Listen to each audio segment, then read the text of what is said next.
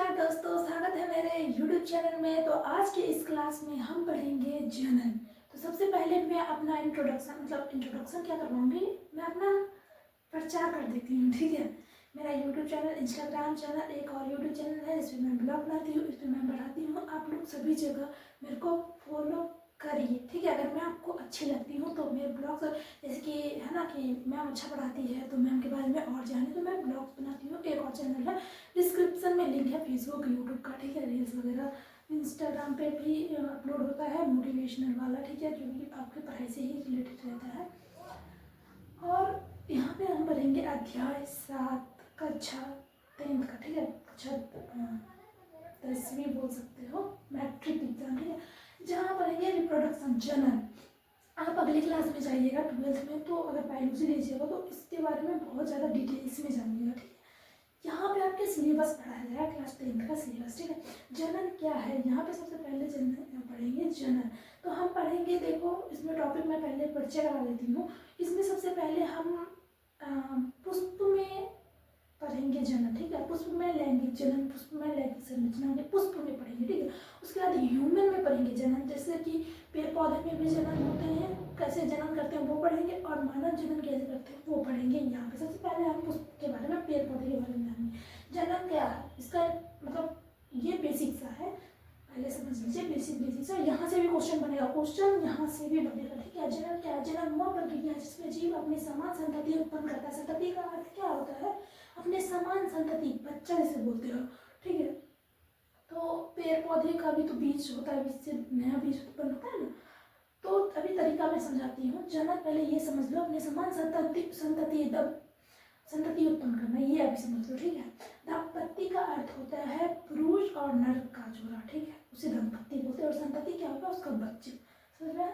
जनन मुख्यतः दो प्रकार के होते हैं, लैंगिक जनन, सेक्सुअल रिप्रोडक्शन जिसे बोलते हैं इंग्लिश में, और अलैंगिक जनन जिसे इंग्लिश में एसेक्सुअल रिप्रोडक्शन बोलते हैं, ठीक है। तो अभी लैंगिक जनन के बारे में समझे, मुख्यतः दो प्रकार के होते हैं, और अलैंगिक जनन के भी प्रकार होते हैं। सामान्यतः हम 4 प्रकार के इस कक्षा में पढ़ेंगे, ठीक है। अलैंगिक जनन समझो, जनन की वह प्रक्रिया जिसमें नर युग्मक मादा युग्मक मिलकर नई संतति का निर्माण करे। इसमें क्या होगा, एक यहाँ पे समझाती हूँ, एक नर और मादा मिलकर जो है वो संतति का उत्पन्न करेगा, ठीक है। नर और मादा इसमें दोनों रहेंगे। और ये अलैंगिक जनन क्या है, एकल जीव ही इसमें नई संतति का निर्माण करते हैं। अलैंगिक जनन में उसे अलैंगिक जनन कहते हैं, ठीक है। एग्जाम्पल में हो गया अमीबा। अमीबा क्या होता है, फिर अमीबा के बारे में समझ लीजिए। ये हमारा, मान लीजिए ये अमीबा है, ठीक है। ये अमीबा खुद ही विखंडन द्वारा जो है ये 2 भाग में, मतलब जब इसकी अवस्था आएगी तो ये 2 भाग में बना रही है, ठीक है। ये फिर ये जो आगे, जब ये मतलब संतति उत्पन्न करने लायक हो जाएगा तब ये 1 से 2 बन जाएगी, 1 से 2, ठीक है। तो ऐसे इसमें होता है। अब अलैंगिक जनन ये लिख लीजिए आप इतना। अब हम पढ़ेंगे अलैंगिक जनन के प्रकार के बारे में, ठीक है, उसके बारे में। अब यहाँ पे हम पौधों में जो जनन अंग होते हैं वो फूल होते हैं, ठीक है। तो उसकी संरचना के बारे में पढ़ेंगे, ठीक है। तो सबसे पहले यहाँ 2-3 टॉपिक है, लिखने वाला है, नोट्स में लिख लेना। पौधों में जनन अंग फूल होता है, ठीक है। और फूल का मुख्य कार्य होता है प्रजनन की सहायता से फूल का निर्माण करना, ठीक है।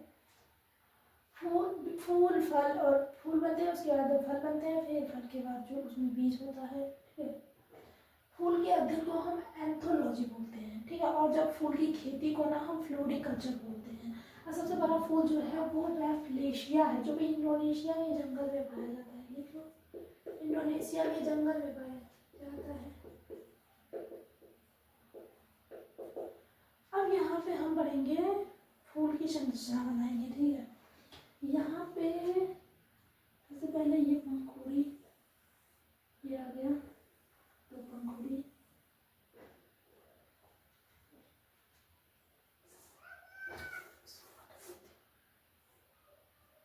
ये हो गया हमारे एंथर्स, बहुत सारे बना लो, तो 4 हमने बना दिया। बीच में होता है, रुको समझाती हूँ।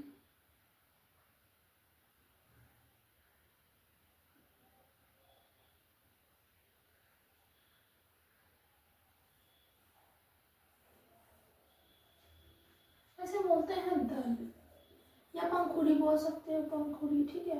हम पंखुड़ी, हमारी भाषा में पंखुड़ी बोल, मतलब यहाँ पंखुड़ी बोलते, ठीक है। ये हो गया बाह्यदल, इसे बोलते हैं बाह्यदल। जो बाहर की ओर होता है उसे बाह्यदल, और ये अंदर की ओर होता है उसे दल। फुल अगर मैं लेके आती तो मैं आप लोग को जरूर समझाती, और बाद में शॉर्ट वीडियो बना दूंगी, इसका भी शॉर्ट वीडियो बनाऊंगी, ठीक है। और ये होता है पुष्पासन। पुष्पासन ये जो है दल, और इसे बोलते हैं फीमेल रिप्रोडक्टिव सिस्टम, पुष्पिका। हाँ, और इसे, ये है फीमेल रिप्रोडक्टिव, ये है मेल रिप्रोडक्टिव, मैं समझ भूल गई, सॉरी। इसे बोलते हैं स्त्री केशर, स्त्री केशर, और ये है पुंकेशर। ये भाग को हम परागकोश बोलते हैं, लेकिन इतना डिटेल्स नहीं जाना है, तो समझ लो ये परागकोश है। इसे बोलते हैं वर्तिकाग्र, और ये है वर्तिका, और यहाँ पे अंडाशय पाया जाता है, जिसमें तीन अंड होते हैं, ठीक है। समझ में आया कहाँ कहाँ क्या होता है। ये है स्त्री केशर। अब इसका अलग भाग मैं आपको यहाँ बना के दिखाती हूँ। ये नलीनुमा संरचना को बोलते हैं वर्तिका स्टाइल, वर्तिका, ठीक है। ये वर्तिकाग्र, इसे स्टिग्मा बोलते हैं, स्टिग्मा, और इसे स्टाइल, ठीक है। और ये हो गया हमारा अंडाशय, जिसे एम्ब्रॉय भी बोल सकते हैं, अंदर एम्ब्रॉय होता है, एम्ब्रॉय, ठीक है, एम्ब्रॉय।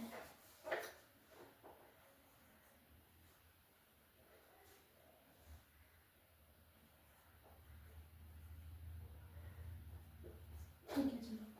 यहाँ पे तीन अंड होते हैं जो कि निषेचन करते हैं। अब समझो, ये इसमें होते हैं परागकोश, परागकोश में ही परागकण होते हैं, जो कि छोटे छोटे, आप जब उसको तोड़ते होंगे तो आपको चिपचिपा सा उसके अंदर जो, मतलब कैसे समझाऊं, फूल रहता तो मजा आता, ठीक है। उसमें आप छूते हो तो कभी कभी आपको पाउडर जैसा लगा होगा, ठीक है। देखना अभी तोड़ के आप आसपास में, उसमें चिपचिपा, उसे ये परागकण कहते हैं। तो ये परागकण यहाँ पे आ जाते हैं ना, और ये इस नली के द्वारा यहाँ निषेचन होता है। तो निषेचन का डिफिनेशन क्या होगा कि जब परागकण वायु द्वारा, या उसको तो बोलते हैं कारक होते हैं, समझो ये पाउडर नुमा जो है परागकण वर्तिकाग्र पर आकर वर्तिका से होकर अंडाशय से संलयन की होना निषेचन कहलाता है, ठीक है। और ह्यूमन में आएगा नर युग्मक मादा युग्मक जैसे जब संलयन होता है तो उसे निषेचन बोलते हैं। तो यहाँ भी वही डिफिनेशन है, ठीक है। समझ में आया। आप इसे तंतु बोलते हैं, ये जो इसमें वर्तिका है, ये इसका जो डंठल नुमा संरचना है, इसे तंतु बोलते हैं, तंतु, फिलामेंट, ठीक है। समझ में आया। परागकण क्या है? परागकण दो प्रकार के होते हैं, स्वपरागण, परपरागण। अब स्वपरागण और परपरागण को यहाँ पे समझो। स्वपरागण, स्वपरागण में क्या होगा, ये फूल है, ये समझ लो, ये फूल है, इसी में नर और मादा संरचना रहेगा, ठीक है। इसी फूल में नर, और ये देख लो मादा इसी फूल में रहेगा, तो इसे इस दोनों में निषेचन होगा, तो इसे कहते हैं स्वपरागण। और यहाँ पे ये पुष्प है, इसमें रहेगा मादा संरचना, ठीक है, और इसमें रहेगा नर संरचना, और एक ही पुष्प, एक ही पौधों में, ठीक है। ये यहाँ से यहाँ तक जाएगा, तो इसे कहते हैं परपरागण। इसका एग्जाम्पल हो गया पपीता, पर परागण, इसका एग्जाम्पल पपीता,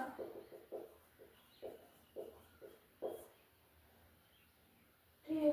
और इसका एग्जाम्पल ले लो अमरूद। समझ में आया? क्लियर है? अब पढ़ेंगे मानव जनन संरचना के बारे में। जहाँ की मानव जनन संरचना के बारे में आप लोग जानते होंगे। अभी मैं डायग्राम बना के दिखाती हूँ, ठीक है। फिर मैं पहले ही बोल देती हूँ, मेल का डायग्राम मेरे से नहीं बनेगा, तो इसके लिए शॉर्ट वीडियो में मैं कहीं से इसका जो है डायग्राम दे दूँगी, ठीक है। और फीमेल का तो बन जाएगा, तो फीमेल को मैं समझाती हूँ अभी। यहीं पे मिटा कर मैं समझा देती हूँ। ये लिख लिया, आप लोग लिख लेना, ठीक है।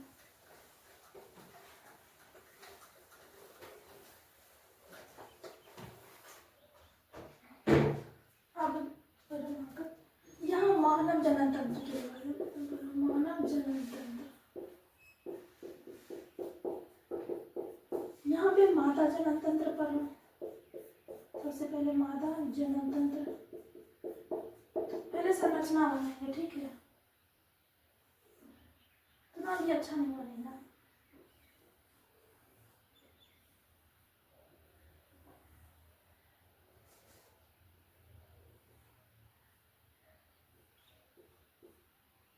समझने के लिए मैं अभी जल्दी जल्दी, ठीक है।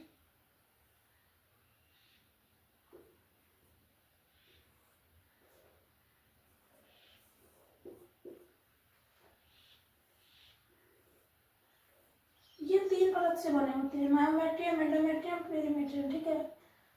और इसको बोलते हैं योनि। ये हो गया गर्भाशय ग्रीवा।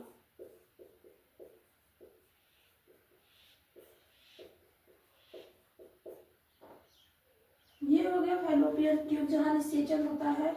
यहाँ से योनि से होते हुए शुक्राणु, माता में शुक्राणु जो होते हैं वो प्राथमिक जनन संरचना है, ठीक है। शुक्राणु नहीं, सॉरी, वृषण होता है प्राथमिक। 3 अंगों में बटा होता है, एक सहायक अंग, ठीक है। प्राथमिक अंग जैसे इसमें हो गया, प्राथमिक अंग हो गया अंडवाहिनी, ठीक है। और नर में हो जाएगा प्राथमिक अंग वृषण। तो योनि से होकर यहाँ पे निषेचन होता है तुम्बिका क्षेत्र में, ठीक है।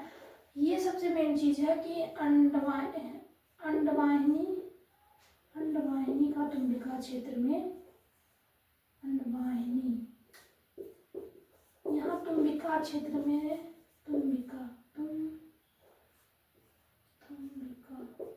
तुम्बिका क्षेत्र में जो है निषेचन होता है। और ये झिल्ली हो गया हमारा, और ये हो गया अंडाशय, ठीक है, समझ में आया। और देखो, जब किसी को बच्चा नहीं चाहिए होता है तो वो 10वें से 17वें दिन के बीच में मैथुन की क्रिया ना करे, ठीक है। इससे क्या होगा, 10वें से 17वें दिन के बच्चे मतलब जो है वो ज़्यादा चांस होता है कि अंडाशय मिल जाए। अंडाशय अगर 3 से 4 दिन मतलब उसका टाइम नहीं होता है, अगर 2 से 3 दिन में अगर संलयन नहीं हो तो वो खत्म हो जाएगा, ठीक है। वो फिर टूट जाएगा।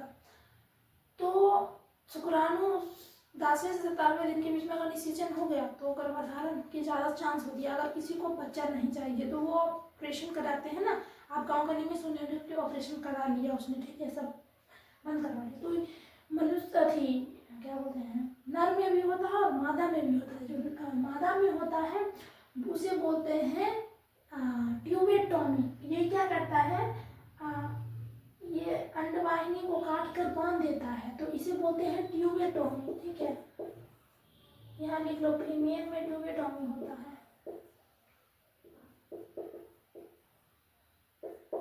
और जो मेल में होता है उसे कहते हैं वेसोटोमी, जो कि भाषा डिफरेंशिया को काट कर बांध देता है।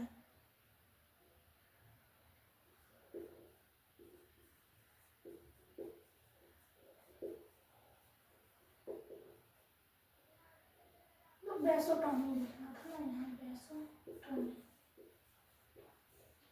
तो यहाँ इस वीडियो में यहाँ तक क्लास खत्म करते हैं। आप लोग अगर मेरे चैनल को सब्सक्राइब नहीं किया तो सबसे पहले चैनल को सब्सक्राइब कर लीजिए, क्योंकि बहुत ज़्यादा कम सब्सक्राइबर है मेरे, ठीक है।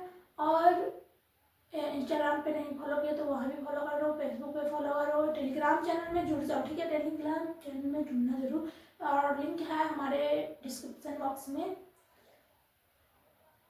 बाय बाय, मिलते हैं नेक्स्ट वीडियो में। हमारे पर्यावरण पढ़ेंगे उसके बाद।